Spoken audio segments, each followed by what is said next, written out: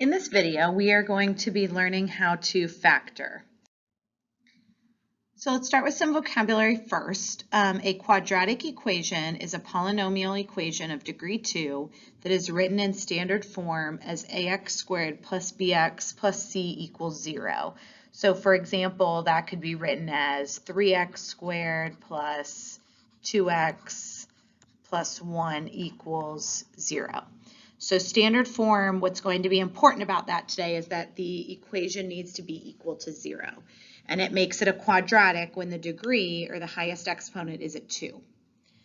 Factoring is the process of rewriting a polynomial as a product of factors.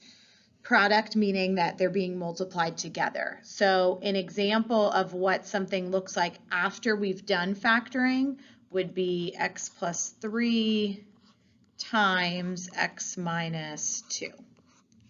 So that's the process of factoring is going to give us something that looks like this for all of our answers. So before we get into our first example, let's look at some important information when it comes to factoring. The first thing is that not all quadratics are factorable. So factoring is going to be the first method that we learn, but we are going to learn 2 other methods of how to solve a quadratic equation. Second thing is to make sure that the value a is always positive. It makes factoring easier. If it's negative, you need to factor out a negative GCF, and we'll look at how to factor out a GCF.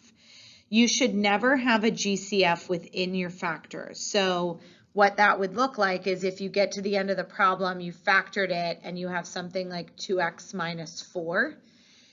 2 and 4 are both divisible by 2. So this can't happen. So what that means, if you get that as your answer at the end, is that you had a common factor at the beginning of the problem that you forgot to factor out. If you're factoring something that looks like ax squared plus bx and you're missing a constant at the end, that means that the constant c is equal to 0 and there will only be a common factor and we don't need to do the whole process of factoring. If you're factoring something that looks like ax squared plus c and you're missing your middle term, then the middle term equals 0. If that happens, we're still going to be able to factor it the way that I'm showing you today. So for our first example, let's walk through the steps to factor as we're working this example out. So the first step, always put the equation into standard form, which means that it needs to be equal to 0. So for this example, the negative 30, my constant, is on the wrong side of the equation. So to move it into standard form, I would need to add the 30 to cancel it out and move it back over to the left-hand side.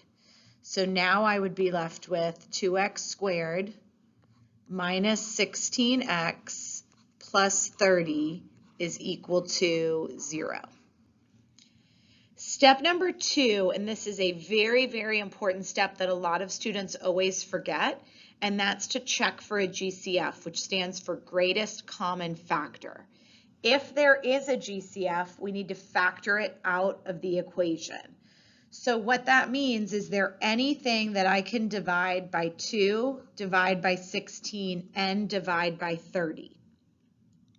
I can divide all 3 of these by 2. So what I need to do is I need to factor out the 2. Which means that the 2 is not going to disappear from the equation. When you factor something out, it now moves to outside the parentheses. So I am going to still have a 2 out in front, and inside the parentheses, I would write what I'm left with. So when I divide by 2, 2x squared divided by 2 is just x squared. 16 divided by 2 is 8. And 30 divided by 2 is 15. You can always check your work here. If you were to distribute that 2 back into the parentheses, you would end up with your original equation. For step 3, we want to create a star similar to the one that's on the right. Then we're going to multiply a times c and record it on the top. So when we're looking at our equation in standard form, a is the coefficient of x squared, b is the coefficient of x, and c is my constant. So when I multiply a times c, I'm multiplying 1 times 15, which would give me 15. It's also important that you note whether it's positive or negative. So this would be a positive 15. Then on the bottom, we're going to write the value of b, which is a negative 8. So now the goal is that I need to come up with two numbers that will multiply to be 15. So I need to find factors for the product of 15, and then whichever pair adds to be negative 8 is going to be what I'm going to write for P and Q. So if I think about what multiplies to be 15, I could multiply 1 times 15, or I could multiply 3 times 5. Will either of these pairs give me 8? Yes, 3 and 5 will work. Now I need to be careful with my signs. They need to multiply to be a positive 15 and add to be a negative 8. So if I make them both negative, negative 3 times negative 5 is positive 15, and negative 3 plus a negative 5 is negative 8. For step 7, I'm going to rewrite the bx term. So the bx term is negative 8x. So I'm going to keep x squared, and I'm going to keep the positive 15, and I'm going to rewrite the negative 8 as the sum of negative 3 and negative 5. So that's going to look like x squared minus 5x minus 3x plus 15. So again, I'm keeping ax squared and I'm keeping c, but I'm rewriting negative 8x as negative 5x minus 3x. So now I need to factor out a GCF from ax squared plus px, and I also need to factor out a GCF from qx plus c. So what that means is I'm finding a common factor of my first two terms, and I'm finding a common factor of my second two terms. Now when you write this, if you mix up the 3x and the 5x, it's totally fine. You'll end up with the same answer at the end as long as those middle two terms that are highlighted equal your original middle term. So a common factor between x squared and 5x, this is a 1 here. So between 1 and 5 is just 1, but then they also both have the variable x, so the common factor would be x. For negative 3 and positive 15, those are both divisible by 3. And I am going to factor out a negative 3 because that's the term that's in front. So if Q is a negative number, that means that you need to factor out a negative number. Okay, so now I need to actually factor this. So I need to divide both of these first two terms by x. Now remember that that doesn't mean that the variable x disappears or the negative 3. So whatever I found as my GCF is going to stay, and it's going to stay outside of the parentheses. So when I divide, I would be left with x minus 5. And then on the right-hand side, I have a negative 3 that I'm factoring out. Negative 3 divided by negative 3 is just 1, so I'm just left with x.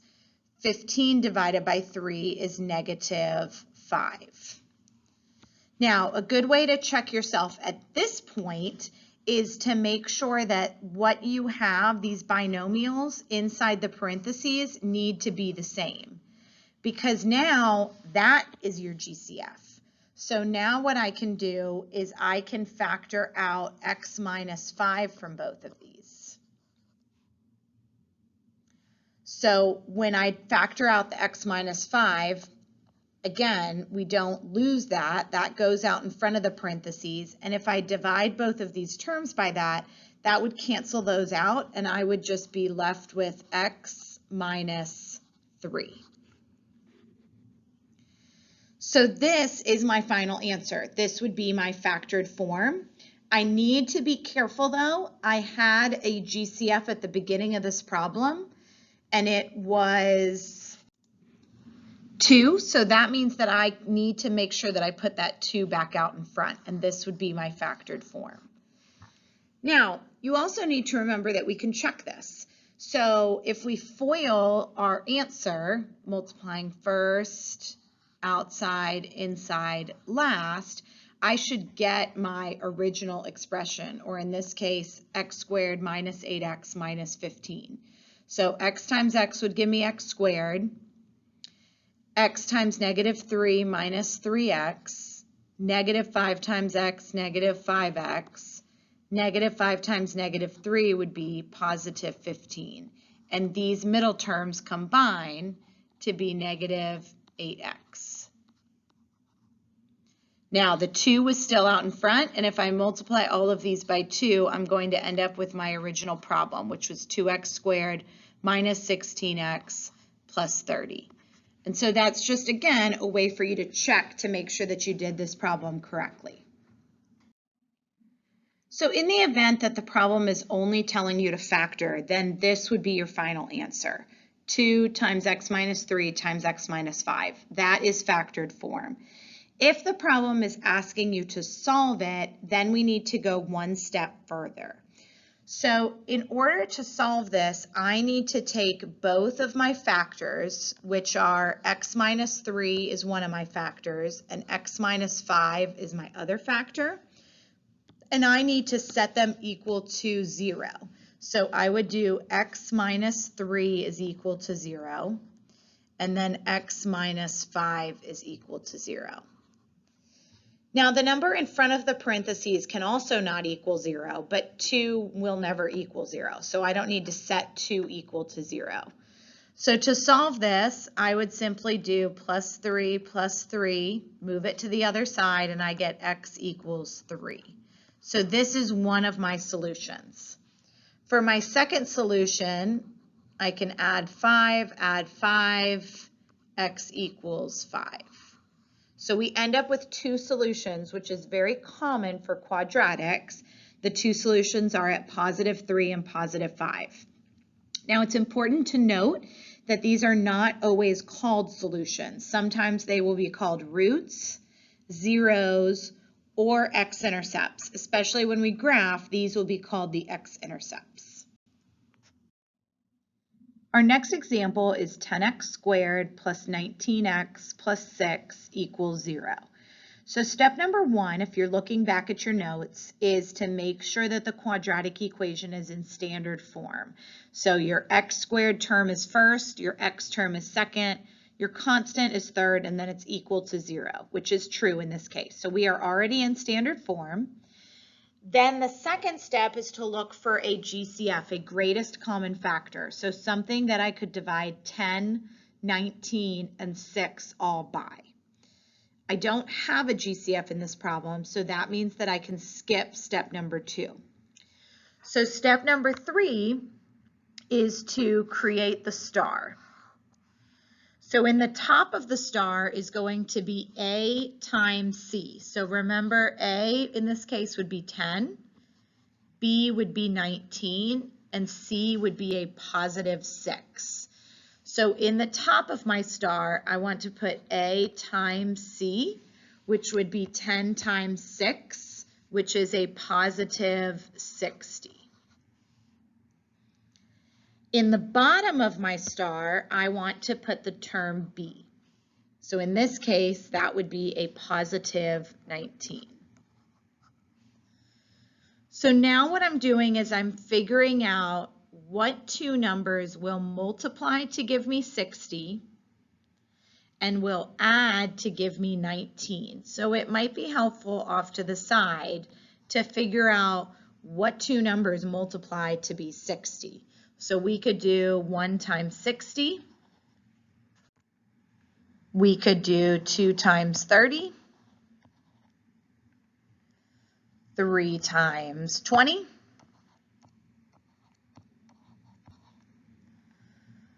4 times 15. 5 times 12. 6 times 10. Now, you could stop once you go ahead and figure out what multiplies to be, multiplies to be 60, but adds to be 19. So do you see two numbers that I can combine that will give me a positive 19? 4 and 5 will work. So 4 and 5 are what I'm going to be putting in these spots right here. Now, I want a positive 19 and I also want a positive 60, so they would need to both be positive. Positive 4 and positive 15. All right, so now we're going to get to the actual factoring part. So I am going to rewrite this equation, but I'm going to take out the middle term, so take out positive 19 and replace it with the two terms that I came up with that would add to be 19. So that would be a positive 4x, a positive 15x. And then we keep our last term, which was plus 6. Now I'm going to factor out the left-hand side, so the 10x squared plus 4x, and then I'm going to factor out the right-hand side, 15x plus 6. So on the left, 10x squared and 4x, those are both divisible by 2. And I can also divide them both by x. So if I factor that out, you keep the 2x, and then you divide. 10x squared divided by 2x would give me 5x. 4x divided by 2x would give me just 2. Then for the right-hand side, 15 and 6 are both divisible by 3. Now, they're not both divisible by x because the constant 6 doesn't have a variable with it. So I can only divide by 3, and I'm dividing by a positive 3. 15 divided by 3 is 5, and 6 divided by 3 is 2. Now remember, a good way to check yourself at this point in the problem is to see if these are the same, which they are, which means now I can factor that out of the equation. So I can factor out 5x plus 2. So that would go in the parentheses in front. And then I'm left with 2x plus 3. And this would be my factored form. Now it wants me to solve because it's equal to 0. So to get the solutions, one final step, I would take both of these factors, 5x plus 2, and set them equal to 0. And then 2x plus 3 equal to 0. So subtract the 2. 5x equals negative 2, and then divide by 5. So one of my solutions is going to be negative 2/5. And then for my second solution, subtract 3, 2x equals negative 3, and then divide by 2. And this part should look very familiar because solving is what we spent most of Unit 2 doing. So my two solutions would be x equals negative 2/5 and x equals negative 3/2. Our next example, we're looking at 9x squared equals 24x minus 16. So step number 1 is always to get the equation into standard form. So standard form means that it needs to be equal to 0. So I have two choices here. I could either move the 9x squared to be on the right-hand side of the equation, then everything is on one side, or I could move the 24x and the 16. Now, if I move the 9x squared, it would become negative, and I never want my leading coefficient to be negative. So instead, I'm going to move the 24x, and move the 16 to the other side by subtracting the 24 and adding the 16. So now I'll have 9x squared minus 24x plus 16 equals 0. Step number 2 is to find a GCF. So anything that I can divide by 9, 24, and 16. And there's nothing that goes into all three of these numbers. 3 would work for 9 and 24, but not for 16.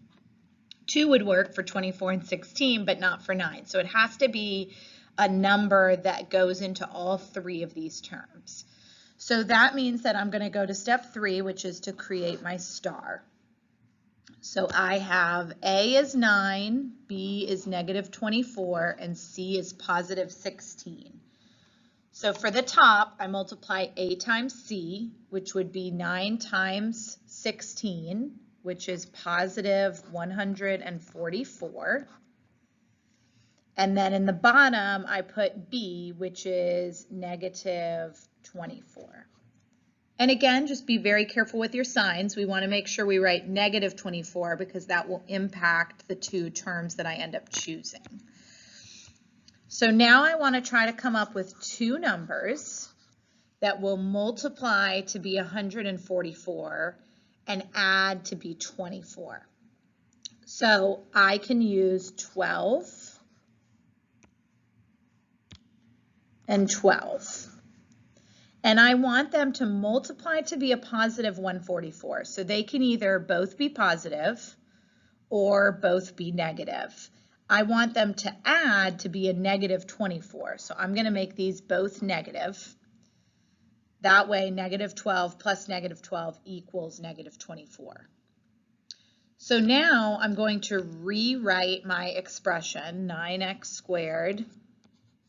I'm going to take out the negative 24x and replace it with the two numbers that I came up with. So negative 12x, and then plus 16. Now I need to look for a GCF between my first two terms and my second two terms. So between 9x squared and 12x, I can divide those both by 3. And then they also both have the variable x with them, so I can also divide them both by x. So then I would get 3x. 9x squared divided by 3x is 3x. 12 divided by 3 is 4. Then for the second half of my equation, 12 and 16, I can divide those both by 4. And because the number in front is negative, I'm going to divide by negative 4. So I would write minus 4. Negative 12 divided by negative 4 is a positive 3x. 16 divided by negative 4 is a negative 4. So now, again, we just want to check ourselves and make sure that we factored this correctly by checking that these are the same binomial. They are, which means that now I can divide out 3x minus 4. So when I factor that, I'm left with 3x minus 4. And then when I divide it, I'm also left with 3x minus 4. So this would be my factored form. Now another way that I could write this, since it's the same binomial twice, is we could also write this as 3x minus 4 squared. So this would be considered my factored form. Either way for writing it is totally fine. So now, because this was equal to 0, I need to also find my solutions. So to get my solutions, I take my factors and I set them equal to 0. Well, in this case, my factors are the same, so I only need to set one of them equal to 0 and solve. So I can add the 4 to both sides, divide by 3, and I get x equals 4 over 3. And so I just have one solution for this problem. For our next example, negative 6x squared minus 3 equals negative 11x.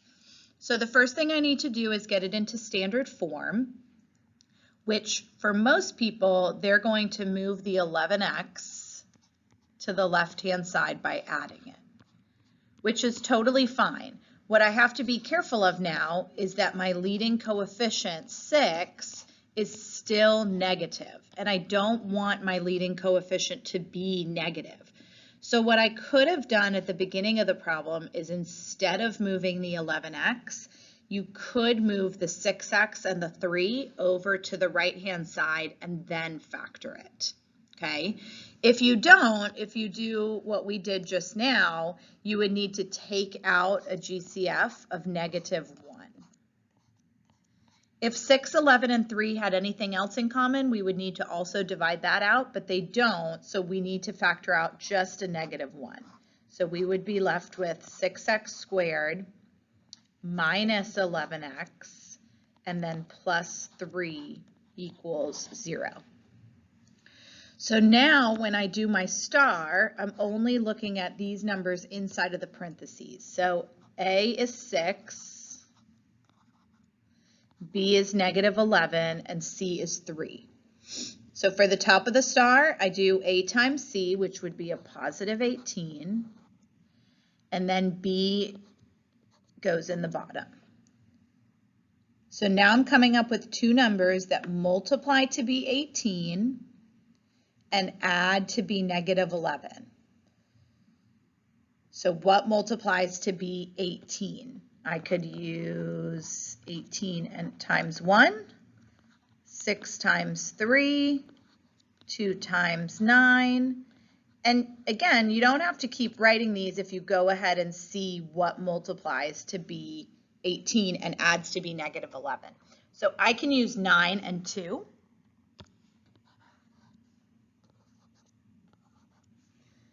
They need to multiply to be a positive 18, but combine together to be a -11. So if I make them both negative, -9 minus 2 is -11, but -9 times -2 is positive 18. So now I can rewrite my equation, 6x squared, take out the -11x and replace it with -2x and -9x. And the order here doesn't matter, so if you put the -2x before the -9x, you will end up still with the correct factored form. So now I find a GCF between 6x squared and 9x, and then a GCF between 2x and 3. So I can divide 6 and 9 both by 3, and then they also both have an x, so I can also take an x out. So when I divide that out, I would be left with 2x minus 3. Then for these two terms, 2 and 3, those are both just divisible by 1. And then we need to be careful because the 2 is negative, I need to factor out a -1. So -1, and then I would be left with a positive 2x minus 3. Now I can factor out my common binomial, which is 2x minus 3. And when I divide that out from each term, I'm left with 3x minus 1. Now, be careful when you're writing your factored form to make sure that you're looking back at, did I have a GCF in the beginning of the problem? And I did. I had a GCF of -1. So I would need to put a -1 out in front. And we don't actually write a 1, we can just write negative, and this would be my factored form. So now for the solutions, I can take both my factors and set them equal to 0 and solve. So add 3, 2x equals 3, and then divide by 2. So x equals 3 over 2 would be one of my solutions. And then I can take 3x minus 1 and set it equal to 0. So 3x equals 1, divide by 3, x equals 1/3 is my other solution. For our next example, this is a special case, and the reason it's a special case is because I'm missing a third term. So we're going to have two special cases, one where you're missing the value of b, and one where you're missing the value of c. So in this equation, I have a, because a goes with x squared, and I have b, which is 2, but I'm missing c. C is just equal to 0. So what I can do is follow the steps, but I'm going to be able to stop after I take out the GCF. So step 1, make sure that it's equal to 0, which it is. Step 2 is to find a GCF. So for this equation, 10 and 2 are both divisible by 2, and then they both have a variable with them. So between x squared and x, I can also divide both of these by x. So when I take that GCF out, I am left with 5x, and then anything divided by itself doesn't disappear, it's equal to 1. So this would be plus 1. And this is my factored form.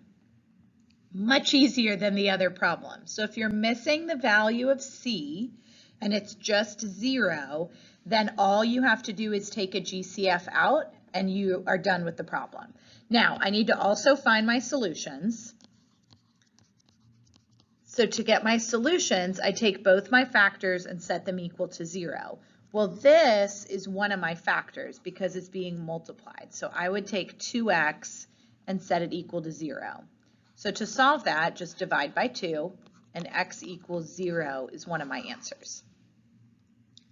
Then for the other solution, 5x plus 1 equals 0. This one looks similar to the other problems. Subtract 1, 5x equals -1, and then divide both sides by 5. So we get x equals -1/5.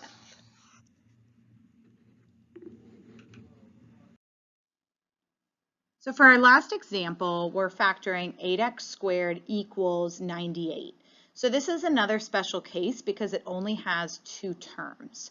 So to start, let's go ahead and get it into standard form, which means I would need to do minus 98 from both sides. That would give me 8x squared minus 98 equals 0. So I need to ask myself now, am I missing my coefficient b or am I missing my constant c? If I was missing c, it would be similar to the last example where I can just do a GCF and then be done with the problem. In this case, I have c, which is -98, and I'm missing b. So I'm going to factor this like I did the beginning problems, but my b term is going to be 0.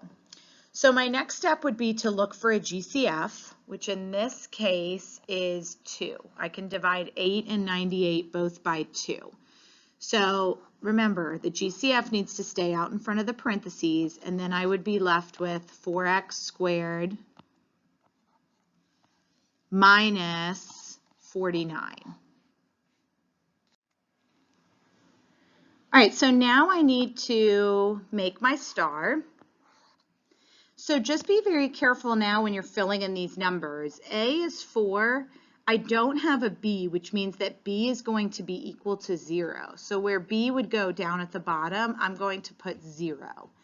And then c is -49.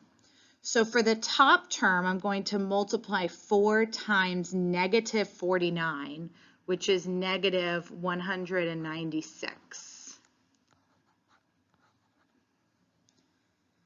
Now I need to come up with 2 numbers that are going to multiply to be 196, but when I add them together, I'm going to get 0. So my hint to you here is the only way that I'm going to be able to add 2 numbers together and get 0 is if they're the same but opposite. So for example, 3 plus a -3 would give me 0. Okay, so what 2 numbers are the same that multiply to be 196? I could use 14 and 14. So if I use a -14 and a +14, those will multiply to be -196, and those will add together to be 0. So now I'm going to take my equation and I'm going to replace the b with negative 14 and positive 14. Well, I didn't have a b to begin with, so I'm just going to put these into the middle of this equation. So negative 14x plus 14x and then minus 49. So now I would look for a GCF between 4 and 14, and I would look for a GCF between 14 and 49. So between 4 and 14, I can divide those both by 2x. So when I divide 2x, I'd be left with 2x, and 14 divided by 2 is 7. Then on the right-hand side, 14 and 49, I can divide those both by 7, and I would divide by a positive 7, so plus 7. 14 divided by 7 is 2, and 49 divided by 7 is negative 7. Now I can factor out my common binomial, which is 2x minus 7. And then I'm left with 2x plus 7. This would be my factored form. Be careful though, I did have a GCF of 2, so that would need to go in front. Now for my solutions, I can take 2x minus 7